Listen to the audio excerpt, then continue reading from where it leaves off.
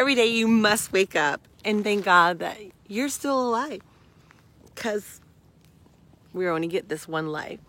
So I just want to welcome you to my channel. And I want to welcome you to my channel and tell you a little bit about a couple things that I did to get over my husband's death and start living the life that God has planned for me, because sometimes when one life stops, another one starts.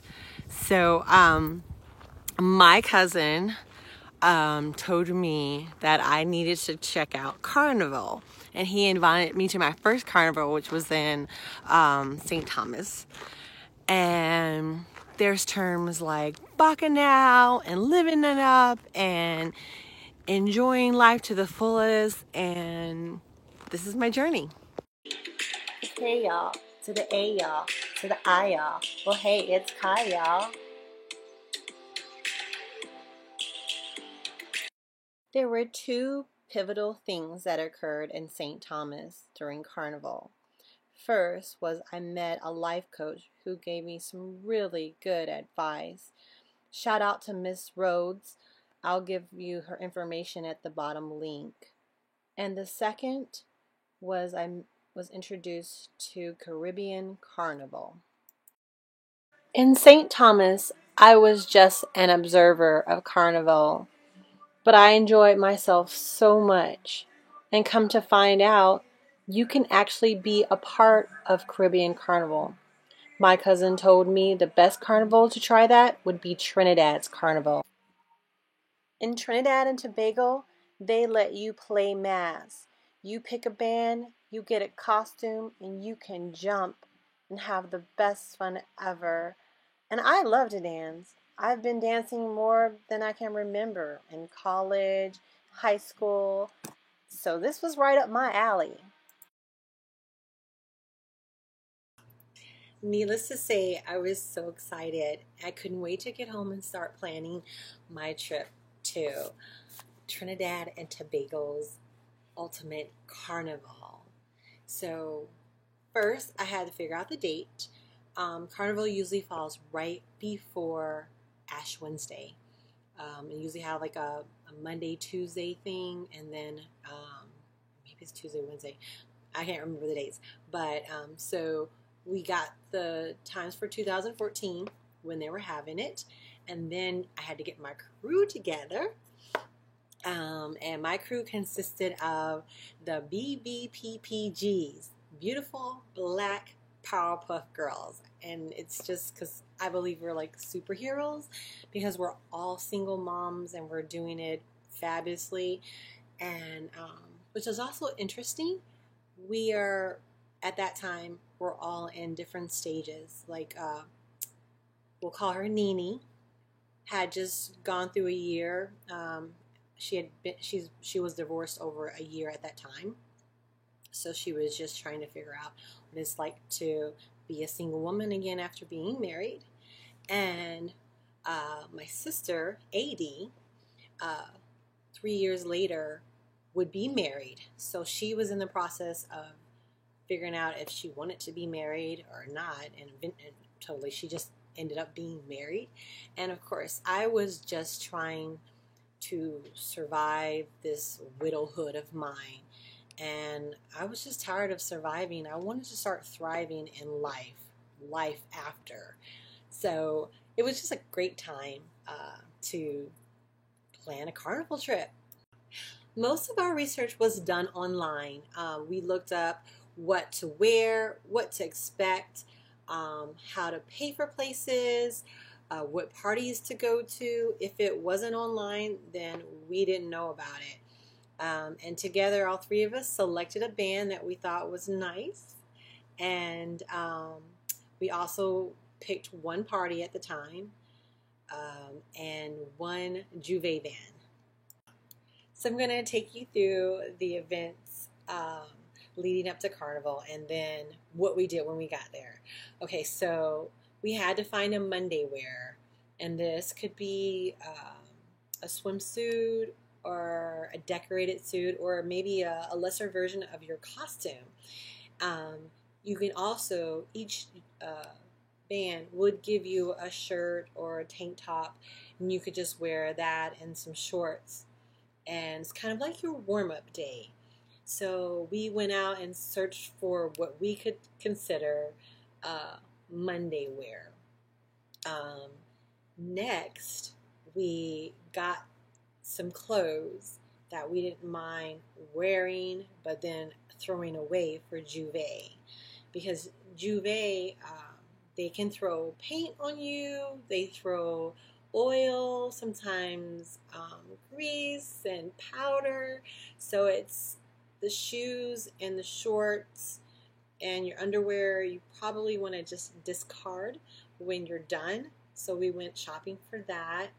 Um, we knew once we got there we would be able to find makeup artists, because you want to have your face made up, and they do such a beautiful job there. And depending on the band you're with, they'll send you or give you names of some makeup artists who can fix you up. I could use someone to fix me up right now. And what else did we do? We got our plane tickets and we coordinated so we could all get there on Thursday. I think it was Thursday, because we needed to pick up our costumes. So we arrived, I think, like I said, it was a Thursday, and got our stuff to the hotel, and then took one of their mini buses to the pickup place. We were with Island People Mass. Again, we found it on the internet. They have beautiful costumes, and we picked, I think, Zumani as the section that we liked.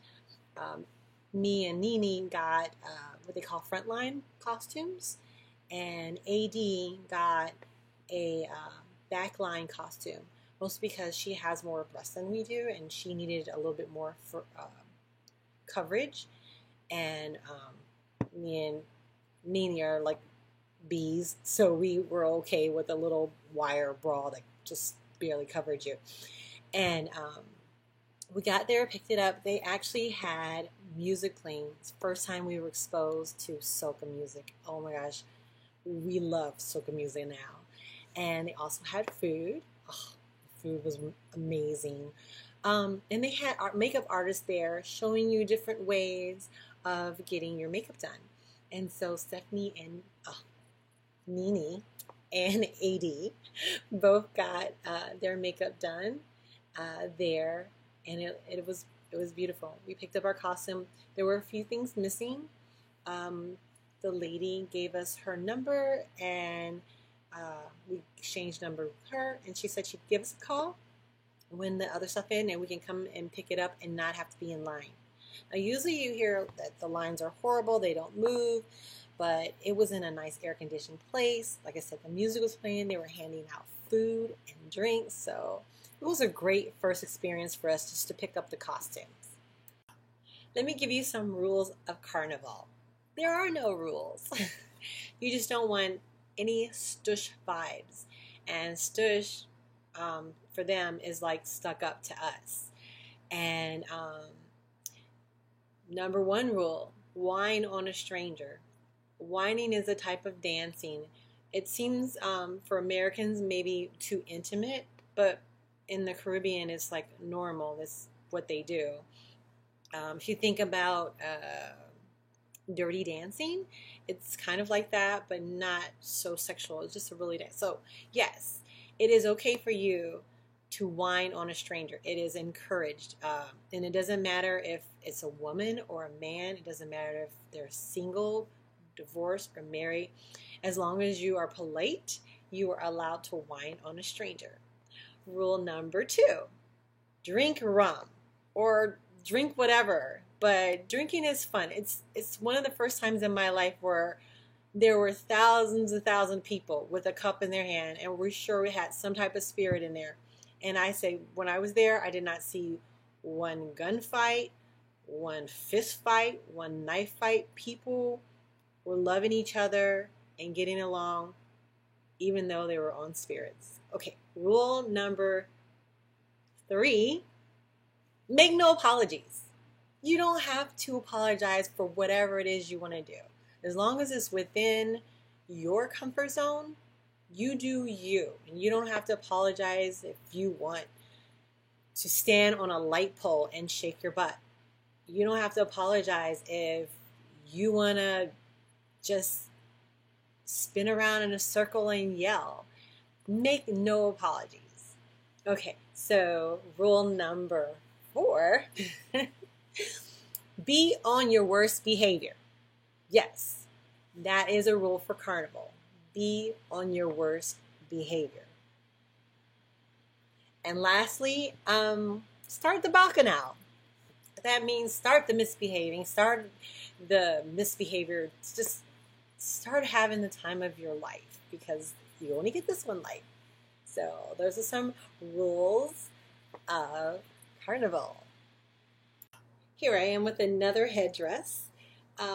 If you're enjoying what you hear so far about my journey from mourning to joy through Carnival, stay tuned for part 2. I'll talk about the parties, I'll talk about what it's like to be on the road, and I'll tell you who got sent to the hospital for having too much fun. Thanks for tuning in. Like and subscribe.